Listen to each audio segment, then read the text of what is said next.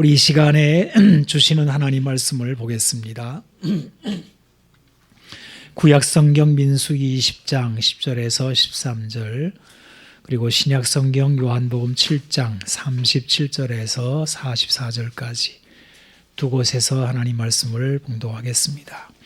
이 계시의 말씀을 제가 읽을 때 우리 모두 하나님의 음성을 함께 들으시기를 바랍니다. 모세와 아론이 회중을 그 반석 앞에 모으고 모세가 그들에게 이르되 반역한 너희여 들으라. 우리가 너희를 위하여 이 반석에서 물을 내랴 하고 모세가 그의 손을 들어 그의 지팡이로 반석을 2번 치니 물이 많이 솟아나오므로 회중과 그들의 짐승이 마시니라. 여호와께서 모세와 아론에게 이르시되 너희가 나를 믿지 아니하고 이스라엘 자손의 목전에서 내 거룩함을 나타내지 아니한 고로 너희는 이 회중을 내가 그들에게 준 땅으로 인도하여 드리지 못하리라 하시니라. 이스라엘 자손이 여호와와 다투었으므로 이를 무리바 무리라 하니라. 여호와께서 그들 중에서 그 거룩함을 나타내셨더라.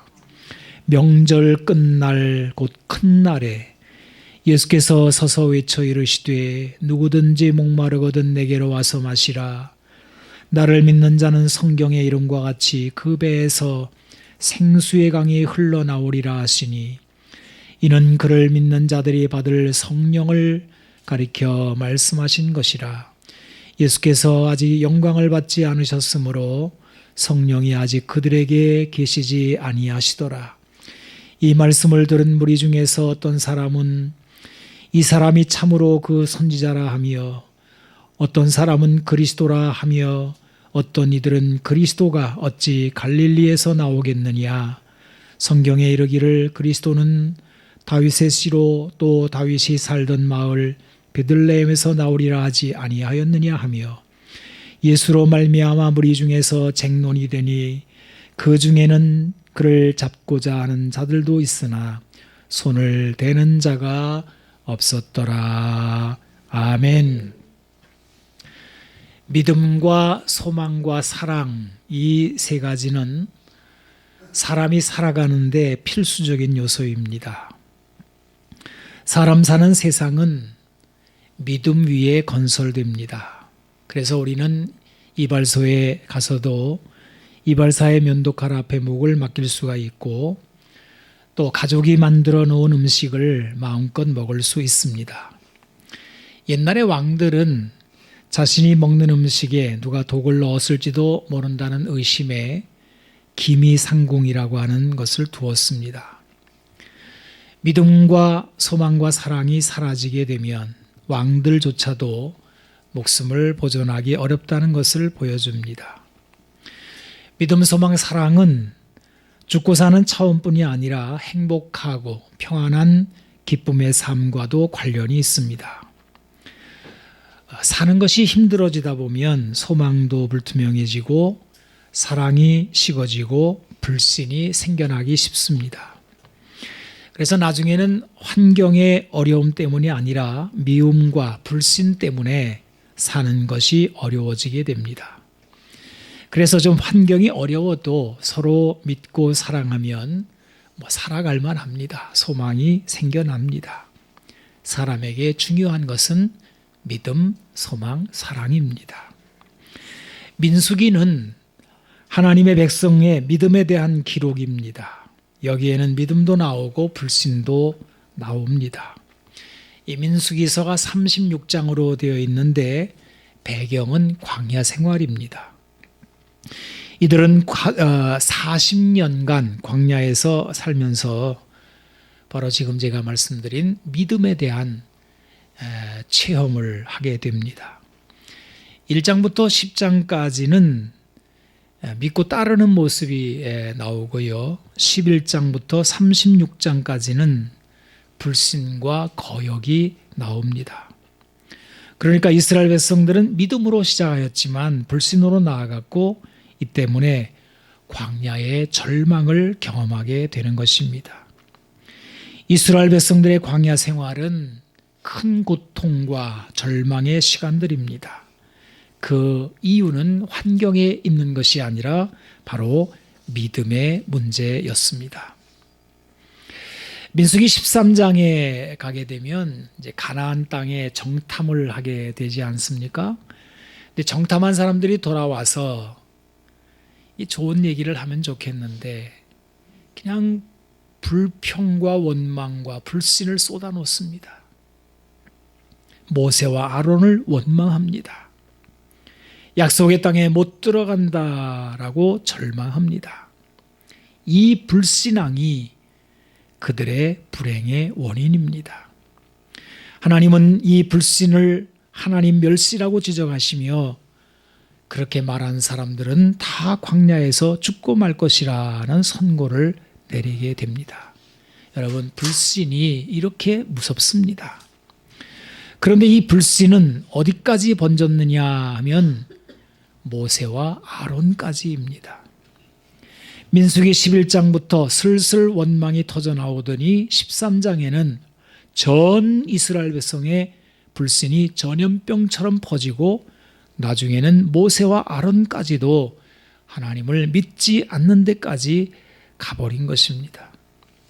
그래서 오늘 읽은 우리 민수기 20장에는 미리암의 죽음과 그리고 아론의 죽음이 앞뒤로 나옵니다. 오늘 우리가 읽은 본문의 말씀은 하나님 백성들 사이에 불신이 팽배한 것이 종국에는 영적 지도자인 모세까지 집어삼킨 것을 보여줍니다. 그리고 이 불신의 늪에 빠지면 비록 모세일지라도 약속의 땅에 들어가지 못한다 하는 것을 증거해 주고 있습니다. 이제 이 불신의 모습을 좀 살펴보겠는데요. 이 민수기 20장에 나온 불신, 이 문제의 발생의 문제는 물의 문제였습니다. 사람들이 물이 없으므로 모세와 다투었다라고 말씀하는데요. 한번 우리 3절에서 5절 이하를 제가 읽어보겠습니다. 백성이 모세와 다투어 말하여 이르되 우리 형제들이 여호와 앞에서 죽을 때 우리도 죽었더라면 좋을 뻔하였도다. 너희가 어찌하여 여호와의 회중을 이 광야로 인도하여 우리와 우리 짐승이 다 여기서 죽게 하느냐? 너희가 어찌하여 우리를 애굽에서 나오게 하여 이 나쁜 곳으로 인도하였느냐? 이곳에는 파종할 곳이 없고 무화과도 없고 포도도 없고 석류도 없고 마실 물도 없도다. 여러분, 이 광야에서 물은 참 중요합니다. 생명과 직결되지 않습니까? 그런데 이 마실 물이 없다라고 하는 이 물의 문제는 사실은 민수기 여기가 처음은 아닙니다. 출애굽기서 17장 이 앞에 보게 되면 똑같은 물 문제가 등장합니다. 여기에서도 백성들은 모세를 원망하고 다툽니다. 모세가 하나님께 중보기도를 드리자 지팡이로 반석을 치면 물이 나온다는 응답을 받게 되지요. 모세는 이곳의 이름을 마사 또는 무리바라고 불렀습니다.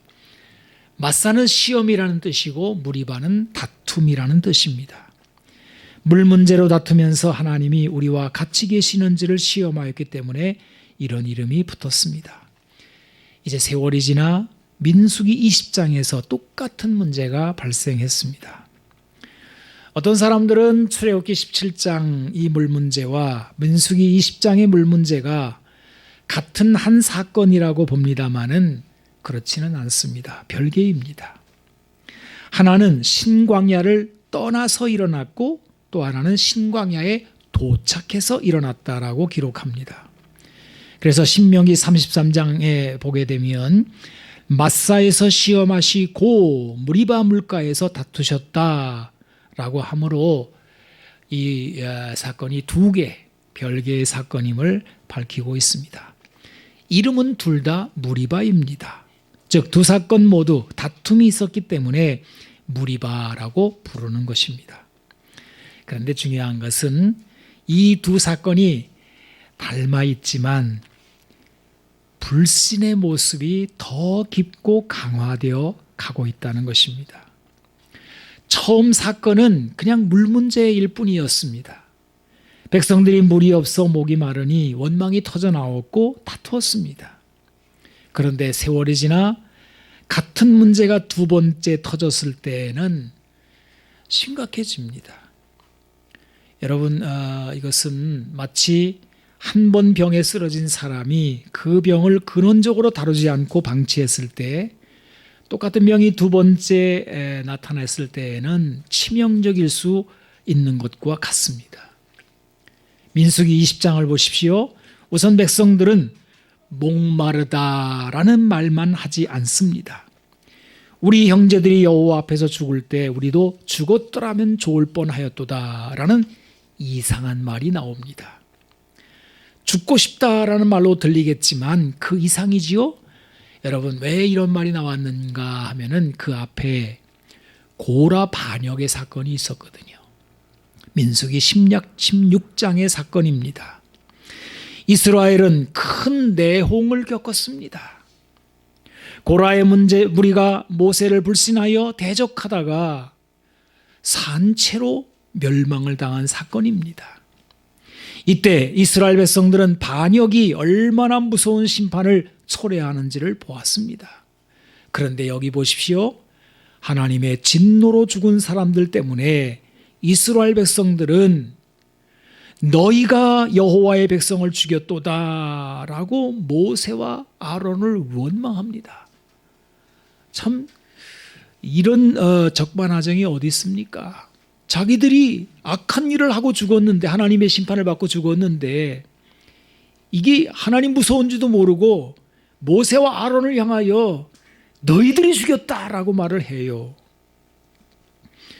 하나님이 또 다시 나타나십니다. 그리고 이때 연병으로 죽은 자가 4,700명이었다 라고 성경은 증언합니다.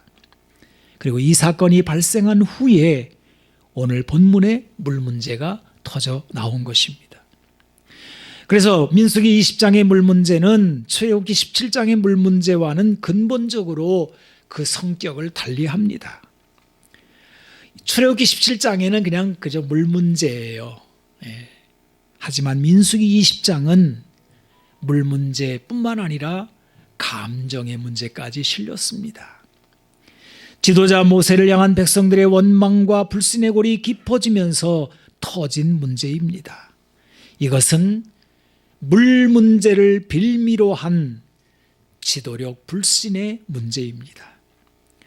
우리는 민수기 20장의 무리바 사건에서 하나님 백성 사이에 퍼진 불신의 모습을 보게 됩니다. 그리고 이 불신은 모세와 아론까지 삼켜버립니다. 그동안의 모세는 잘 참아왔습니다. 문제가 터질 때마다 하나님 앞에 엎드리고 중보기도를 하면서 진정한 영적 지도자의 면모를 보여줘 왔습니다. 여러분, 모세는 참으로 훌륭한 지도자 아닙니까? 우리들도 살아가면서 누군가에게 원망을 한 번씩 듣는 그런 일들이 발생하게 됩니다. 여러분도 혹시 누군가에게 지탄과 원망을 받아본 일이 있으십니까? 좀 속이 상합니다. 근데 참 이상한 것은 이 원망이 가까운 사람들로부터도 있다는 것입니다. 마땅히 나를 이해해주고 뒷받침해 주어야 할 가족이나 친구들로부터, 그리고 같은 교인들로부터 원망과 불신의 말을 듣게 되면 마음이 더 아픕니다. 더 요동질합니다. 그런데 모세는 이런 일들을 그동안 잘 참아온 것입니다. 모세도 힘이 들었겠지요. 한 번은 하나님께 이런 불평을 해댑니다. 하나님, 내가 이 사람들을 낳았습니까? 나 혼자 이 모든 백성을 감당하기는 어렵겠습니다. 즉시 나를 죽여주시옵소서. 이래요. 얼마나 짐이 무거우면 이런 기도를 했겠습니까? 그래도 모세는 잘 참아왔습니다. 백성들이 철없는 원망과 불평을 터뜨릴 때마다 중보의 기도를 드리며 백성들을 사랑하며 돌봐왔습니다. 그런데 여기 민수기 20장의 무리바 사건에서 모세는 한계를 드러냅니다. 모세는 분명히 물 문제를 해결해 주시는 하나님의 응답을 받았습니다. 그런데 모세는 하나님의 뜻을 거역합니다. 백성들을 향하여 반역한 너희여 들으라 하면서 책망하더니 지팡이로 반석을 2번이나 내리칩니다. 물이 많이 솟아났다고 되어 있습니다. 물 문제가 해결되었습니다. 그런데 문제는 해결되었지만 모세는 이 때문에 하나님께로부터 엄중한 책망을 듣습니다. 여러분, 그 책망의 말씀이 12절에 나오는데 제가 한번 읽어보겠습니다. 여호와께서 모세와 아론에게 이르시되 너희가 나를 믿지 아니하고 이스라엘 자손의 목전에서 내 거룩함을 나타내지 아니한 고로 너희는 이 회중을 내가 그들에게 준 땅으로 인도하여 드리지 못하리라 하시니라. 하나님은 이것을 물 문제라고 말씀하지 않습니다. 너희가 나를 믿지 아니하고 라고 하시며 모세가 믿음에 실패한 것을 지적하시고 책망하시고 있습니다. 이 때문에 모세는 안타깝게도 약속의 땅에 들어가지 못하게 됩니다. 그래서 민수기 20장에 미리암과 아론의 죽음의 이야기가 나오고 이후로 모세도 광야에서 죽음을 맞이하게 됩니다. 이와 같이 하나님의 백성들의 광야의 생활과 그리고 방황, 실패는 물이나 양식이나 무슨 그들을 대적하는 외부의 세력이나 그 밖의 환경의 문제가 아니라 바로 믿음의 문제였음을 성경이 말씀하고 있는 것입니다. 모세라도 예외가 없습니다. 믿음이 무너지면 그 누구라도 인생은 무너지게 됩니다. 이것은 이스라엘 백성들이나 모세에게 국한된 것이 아니겠지요. 오늘을 살고 있는 우리들 역시 마찬가지 아니겠습니까? 여러분, 우리들도 주변을 바라보게 되면 믿음이 무너진 세상이 보입니다.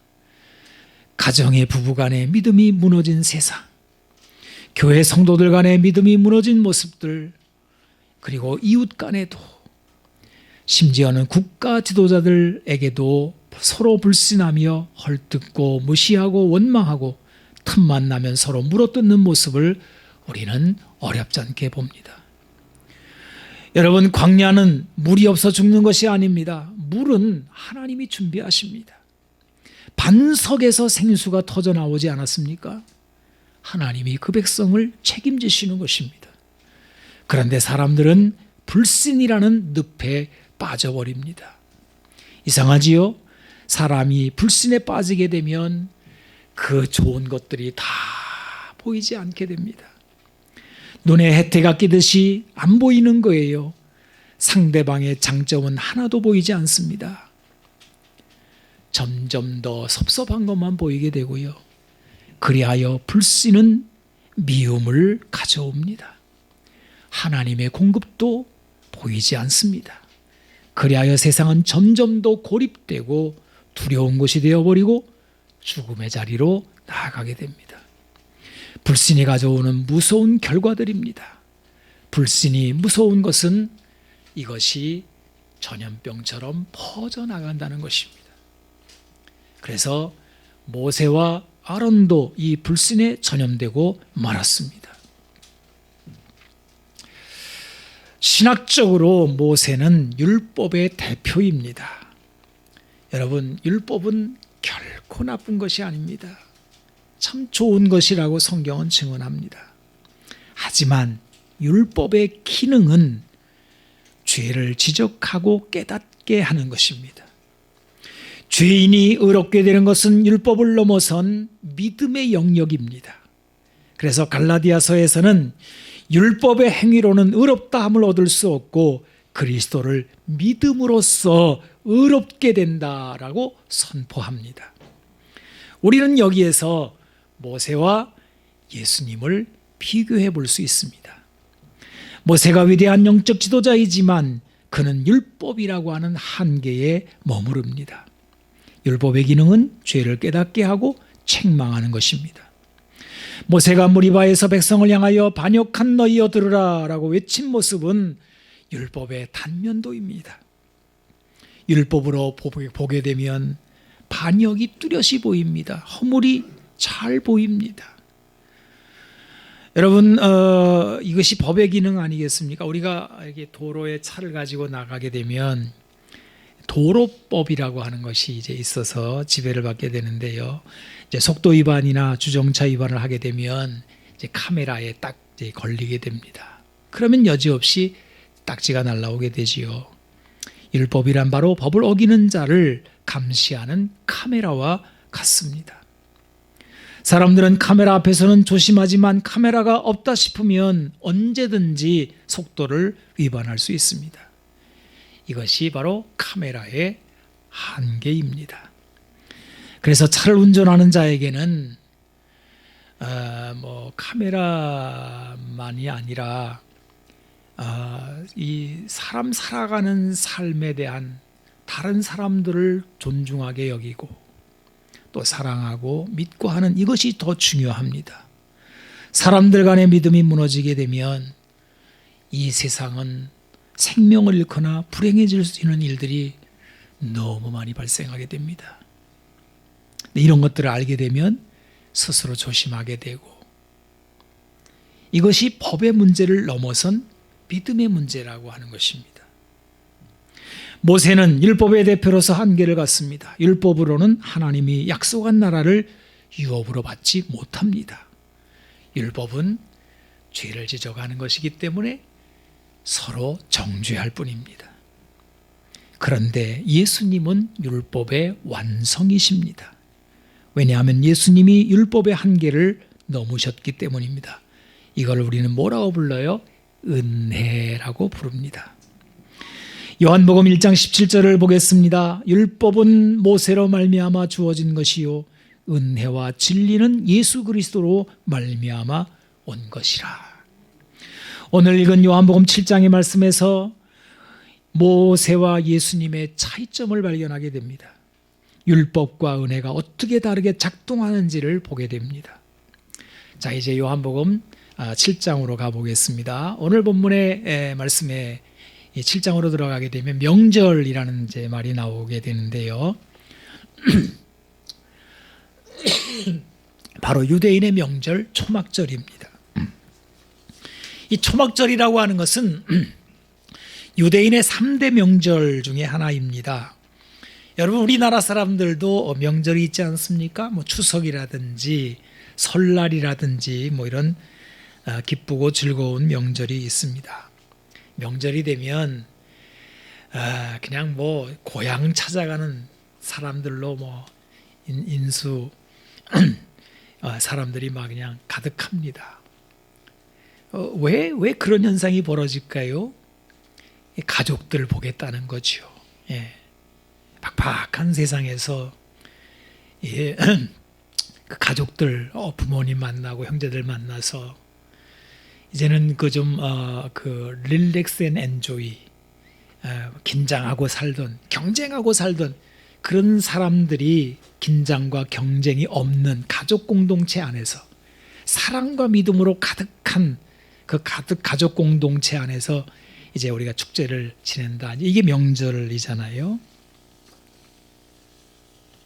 가족들이 모여 맛있는 음식을 나누고 서로의 유대를 나눕니다. 명절입니다. 마찬가지예요. 이 초막절이라고 하는 게 유대인의 명절인데 아주 큰 명절입니다. 이 초막절은 10월 초쯤으로 추수를 마치고 누리는 절기이기 때문에 이 음식도 풍성해지는 거죠. 과일이 많아지고 거둔 음식이 많기 때문에 먹을 게 풍성한 거예요. 또한 초막절은 하나님께서 이스라엘 백성들이 광야를 지나오는 동안 지켜주시고 공급해 주신 것을 감사하는 뜻이 있기 때문에 더 의미가 깊습니다. 유대인들은 자그마치 8일 동안 바깥에 나가서 초막을 치고, 우리로 말하면 텐트를 치고 이 초막절에 잔치를 벌입니다. 애어른 할 것 없이 나가서 즐겁게 지나는 거예요. 일도 안 합니다. 예루살렘 반경 30km에 거하는 모든 유대인 남자들이 예루살렘 성전에 다 모여야 되는 그런 절기이기도 합니다. 자, 이런 초막절의 의미와 분위기를 제가 왜 말씀드리느냐 하면은 이것을 이해해야만이 본문에 나오는 모습을 우리가 제대로 볼 수 있기 때문에 그렇습니다. 본문을 보게 되면 이상한 점을 발견하게 되는데요. 그것은 예수님이 이 명절에 예루살렘에 올라가지 않으시려 하신다는 것과, 그리고 명절 중간에 올라가셨는데 자기를 나타내지 않고 은밀히 가셨다는 것입니다. 우리식으로 말하면 추석이 됐는데 다 내려왔는데 안 오시는 거예요. 그러더니 나중에 조용하게 사람들 모르게 슬쩍 나타나셨다, 그 말입니다. 여러분, 이게 뭐예요? 뭔가 환영받지 못하는 분위기 아닙니까? 요한복음 7장을 다 읽어보게 되면 그 이유가 나옵니다. 유대인들이 예수님을 대적하고 죽이려 했기 때문이다 라는 거예요. 이 예수님이 어떻게 지금 사람들의 대우를 받고 있는지가 쭉 나와요. 불신합니다, 멸시합니다, 귀신 들린 사람이다 라고 말을 해요. 수군됐다는 말이 몇 번 나옵니다. 나중에는 막 죽이려고 한다, 이런 말이 나오는 거예요. 이 모든 것은 바로 예수님에 대한 불신이 지금 사람들 사이에 퍼졌다는 겁니다. 그런데 더 안타깝고 마음 아픈 것은 심지어는 예수님의 가족들조차, 그 형제들조차 예수님을 불신했다라고 합니다. 사람들이 예수님의 신상을 발가벗깁니다. 요즘으로 말하면 막 이렇게 SNS에 막 신상 막 올리는 거예요. 누구 사진도 올리고 말이에요. 여러분, 이거 한번 올라가면요, 심각한 타격을 받거든요. 어떤 정치인이 문제가 있다고 그냥 올려가지고 발가벗겨가지고 그 낳은 자식까지 올려가지고 이렇게까지 하냐, 이렇게 되면 그 아이는 어떻게 사냐, 이런 뉴스 우리가 듣지 않습니까? 예수님이 지금 이렇게 되는 겁니다. 지금 신상을 발가벗기는데 뭐라고 했습니까? 갈릴리 출신이라, 이거를 내세워서 무시하는 겁니다. 당시에 갈릴리 사람이란 배우지 못한 자, 율법이 없는 자라고 하는 지역차별적 표현이었습니다. 니고데모라는 사람이 예수님을 옹호하는 발언을 했지만 대제사장이 면박을 하는데, 너도 갈릴리에서 왔느냐, 찾아보라, 갈릴리에서는 선지자가 나지 못하느니라, 이런 말을 해요. 여러분, 역사적으로 요나 선지자, 나움 선지자, 그리고 호세아 선지자가 갈릴리 출신이었거든요. 그런데 대제사장이 깡그리 무시하는 말을 하는 겁니다. 이렇게 불신은 무지를 가져옵니다. 불신이 하나님으로부터 오신 메시아를 이렇게 대적하게 되는 것입니다. 우리는 이 부분에서 예수님이 당한 무시와 불신이 그 옛날 모세가 당했던 일과 너무 닮았다라고 하는 거예요. 아니, 더 심한 멸시와 불신을 예수님이 당하고 있다는 것을 우리는 발견하게 되는 거죠. 예수님이 그동안 행하신 모든 선한 일들이 멸시당합니다. 그런데 우리가 주목해 보아야 할 것이 뭐예요? 그럼에도 불구하고 예수님은 모세처럼 하지 않으셨다는 거예요. 오히려 불신의 사람들을 향하여 예수님은 생수를 터뜨리십니다. 여러분, 37절로 39절을 다시 읽어보겠습니다. 명절 끝날 곧 큰 날에 예수께서 서서 외쳐 이르시되 누구든지 목마르거든 내게로 와서 마시라. 나를 믿는 자는 성경의 이름과 같이 그 배에서 생수의 강이 흘러나오리라 하시니 이는 그를 믿는 자들이 받을 성령을 가리켜 말씀하신 것이라. 여러분,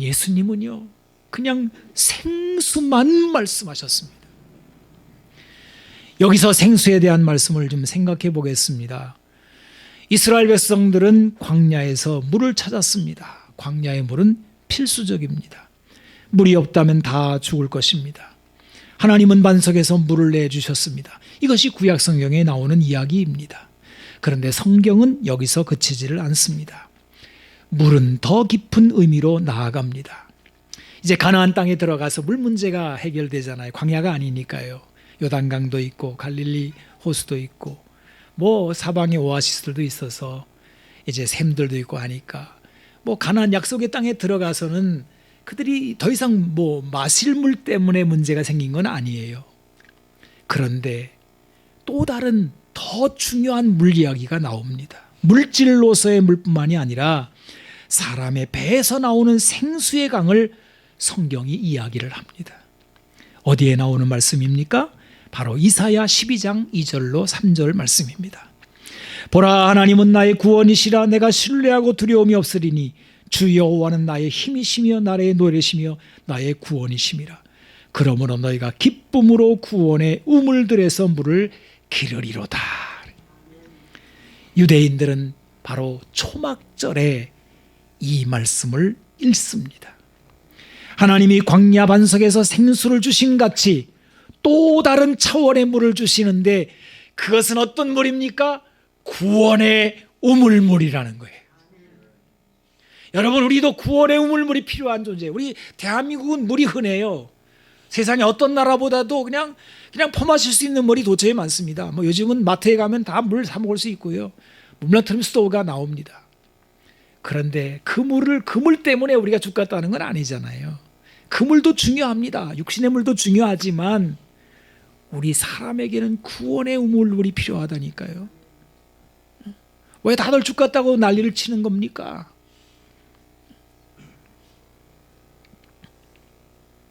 지금 예수님은 이 물을 생수의 강이라고 말씀하시면서 내게로 오라.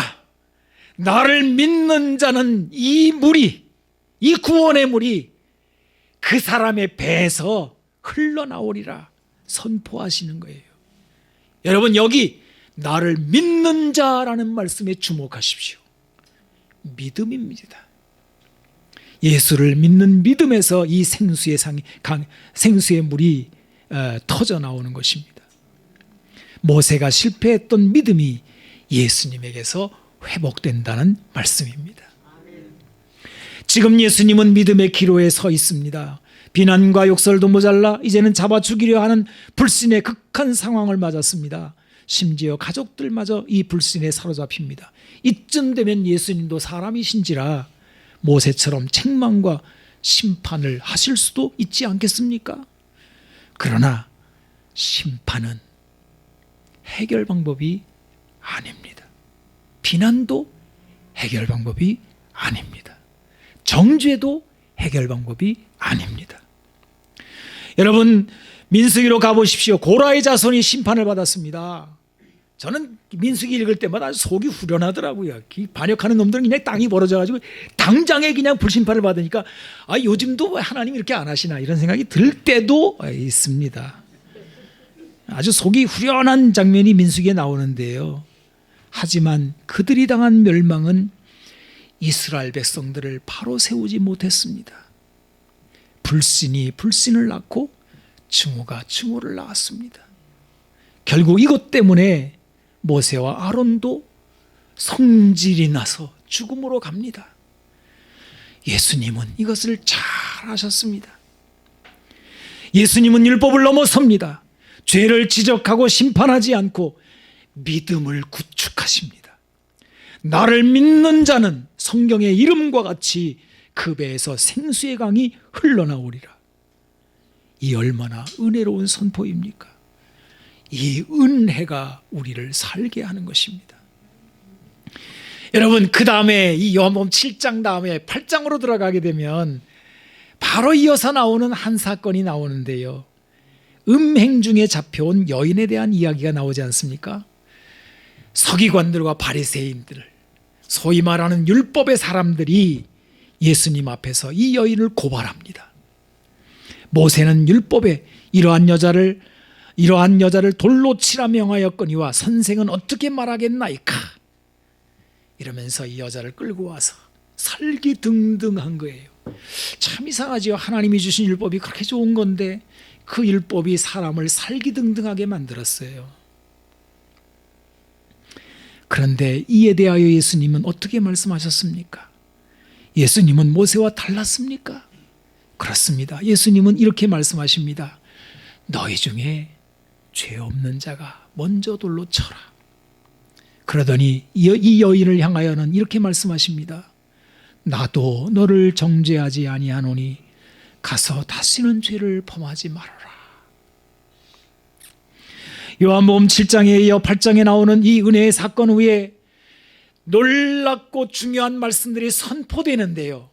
제가 이 8장에 나오는 몇 절을 좀 읽어보겠습니다. 12절, 23절, 24절, 그리고 30절, 32절입니다. 연속으로 읽겠습니다. 나는 세상의 빛이니 나를 따르는 자는 어둠에 다니지 아니하고 생명의 빛을 얻으리라. 너희는 아래에서 났고 나는 위에서 났으며 너희는 이 세상에 속하였고 나는 이 세상에 속하지 아니하였느니라.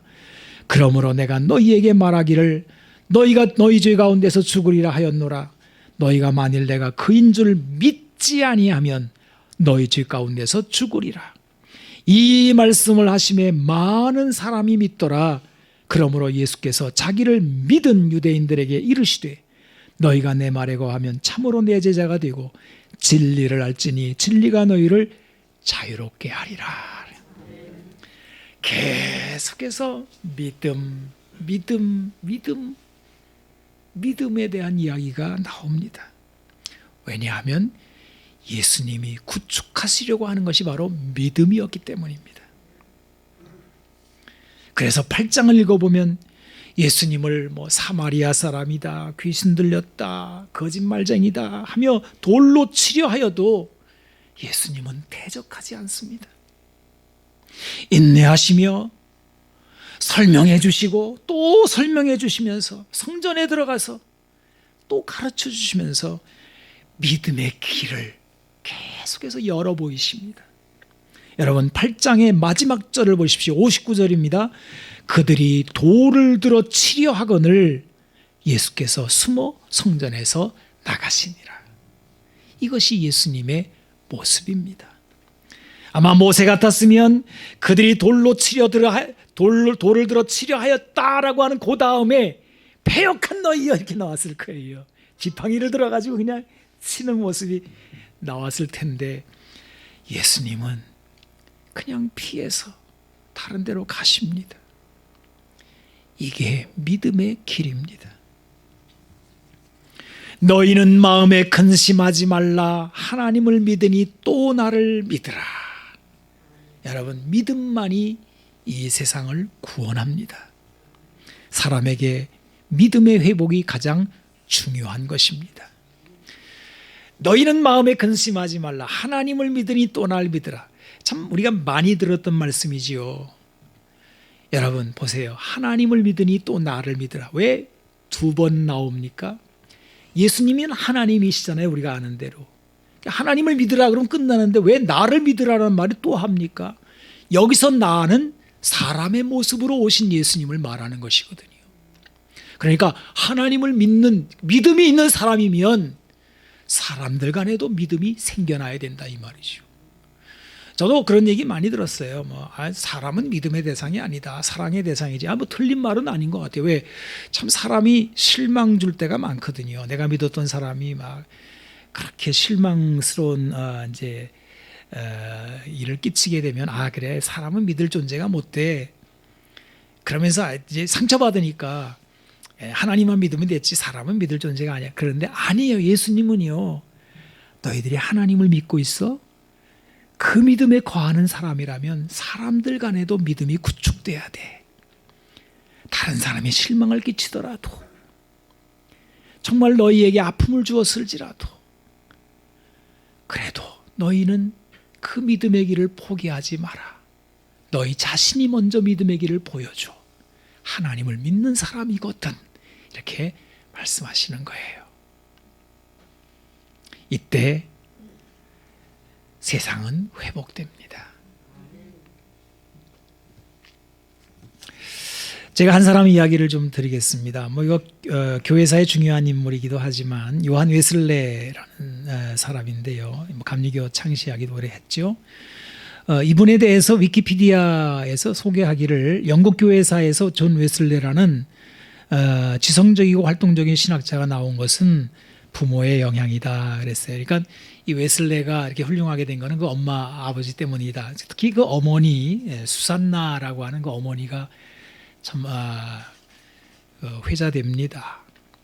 이 수잔나는 자녀를 19 낳아 13명을 키웠다.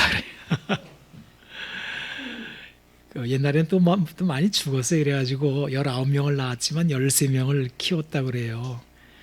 여러분, 애 하나 키우는 것도 얼마나 힘이 듭니까?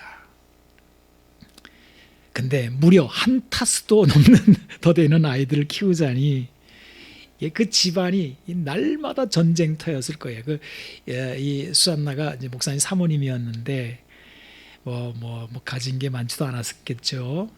뭐 집도 그렇게 뭐 크지 않았을 텐데 뭐 박닥박닥했을 거예요. 근데 한 번은 남편이 이런 말을 합니다. 여보, 도대체 어떻게 저렇게 말썽을 피우는 여러 아이들에게 지치지도 않고 한결같이 같은 소리로 타이를 수가 있는 거요. 벌써 한 20번은 반복한 것 같소만. 이때 수산나가 웃으면서 이렇게 대답했다고 합니다. 제가요 19번째에서 참지 못하고 화를 냈다면 18번 타이름이 헛수고가 되지 않겠어요? 여러분, 저는 이 부분에서 예수님을 떠올렸습니다. 베드로가 예수님께 와서 예수님, 형제가 내게 죄를 지으면 몇 번이나 용서해 줄까요? 3번까지 하면 될까요? 여러분, 누군가가 나에게 3번 실망을 끼치면요, 믿음은 물 건너갑니다. 아이, 저 사람 못 믿겠어. 에이, 저 사람 다신 상관 안 할 거야. 믿음이 깨져요. 그런데 예수님은 뭐라고 말씀하셨습니까? 7번이 아니라 3번을 넘어서 7번이 아니라 70번씩 7번이라도 해라. 이 말은 무슨 뜻입니까? 사람 간의 믿음을 깨뜨린다면 사람은 끝나는 거야. 믿음을 구축하는 일은 70번씩 7번 용서하는 것일지라도 그런 수고와 그런 고된 마음의 요동질, 그 모든 대가를 치워서라도 믿음은 잃어버리면 안 돼. 믿음 잃어버리면 세상은 끝나는 거야 라고 말씀하시는 거예요. 이 수산나가 밤이 되면 아이들을 한자리에 다 모아놓고 그 잠자리에 드는 아이들을 놓고 이렇게 문답을 했다고 합니다. 얘들아, 너희가 누구냐? 13명의 아이들이 다 이렇게 막 외우게 했나 봐요. 우리는 위대한 어린 아이들입니다. 누가 너희를 위대하다 했느냐? 하나님께서 우리를 위대한 사람이라고 했습니다. 그러면 너희들은 지금 무엇을 하고 있느냐? 예, 우리는 지금 역사를 창조하고 있습니다. 그 일을 누가 하게 했느냐? 우리를 위대하게 쓰시기를 원하는 하나님이 하게 했습니다. 그리고 아멘! 그리고 잤다는 거예요. 저는 이 얘기를 들을 때 이 여인이, 이 아이를 많이 낳아서 힘들게 아이들을 키워냈던 이 여인이 정말 역사의 요한 웨슬레의 어머니로서 요한 웨슬레보다 더 위대한 사람이구나 하는 생각이 들었어요.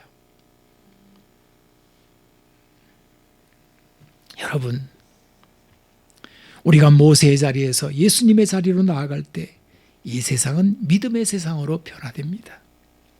서로 정죄하고 헐뜯고 비난할 것들이 왜 사실이 아니겠습니까? 율법을 안다면 닭이 보이죠. 우리는 다 죄인들입니다. 다 허물이 많습니다. 욕을 먹어도 마땅한 존재들입니다. 모세의 율법은 정당한 것이죠. 그러나 모세의 율법으로는 믿음을 세우지 못합니다. 믿음의 완성, 율법의 완성은 예수님이기 때문에 예수님을 믿는 그 믿음이 무너지게 되면 세상의 다른 믿음도 다 무너지기 때문에 믿음이 중요하다는 것입니다. 그리고 이 믿음이 가져오는 것이 무엇이에요? 바로 하나님이 약속한 참된 평안, 생수의 강이 거기서 터져 나오는 것입니다. 사람들은 그래요. 사는 게 재미없다고, 사는 게 너무 고되다고, 교회 가도 재미없고 어디 가도 사는 맛이 없고 그렇다고 그래요. 가정에도 사는 게 별로 재미없다는 말들도 합니다. 여러분, 물질이 부족해서 그렇습니까? 뭐 먹고 마실 그런 물과 고기가 없어서 그런 거예요? 아니에요. 믿음이 무너지면 그렇게 되는 겁니다. 반대로 믿음이 구축되면요, 믿음이 생겨나면 서로를 바라보면서 나는 저 사람 끝까지 믿을 거야. 좀 부족해도, 문제가 많아도 하나님을 믿는 믿음, 하나님이 저 사람을 세웠다, 하나님이 저 사람을 나의 남편으로 주었다, 하나님이 저 사람을 나의 아내로 삼았다, 하나님이 우리들을 한 공동체로 모았다, 그 하나님이 하시는 그 일을 내가 믿는다면 나는 그 믿음 안에서 다른 사람을 믿고 다른 사람에게 이 믿음을 전해줄 거야 라고 하는, 거기에서 천국이 나오는 거예요. 젖과 꿀이 흐르는 땅이 주어지는 것입니다. 예수님이 주시고자 하시는 것이 바로 이 믿음과 소망과 사랑입니다. 여러분, 우리 살렘교회 공동체가 이 믿음 안에 거하기를 바라고요. 그냥 좀 받아들이기 정 어려운 거라면 그냥 하나님께 맡기고 기다리시고, 그 다음에 이 믿음에 대한 말들을 자꾸 이렇게 나타내면 좋겠어요. 다른 사람들을 격려하고 용기를 주고, 서로 이렇게 믿는 그 믿음을 자꾸 이렇게 나타내면 좋겠어요. 그래서 우리 이 공동체가 믿음의 공동체라고 하는 것을 날마다 나타내고 살아가기를 주님의 이름으로 부탁하며 축복합니다. 기도하겠습니다. 하나님, 감사합니다. 우리에게 믿음 주시기 위하여 주님이 하신 모습을 우리가 보았습니다. 모세조차도 한계에 달했던 그 상황을 우리는 왜 없겠습니까?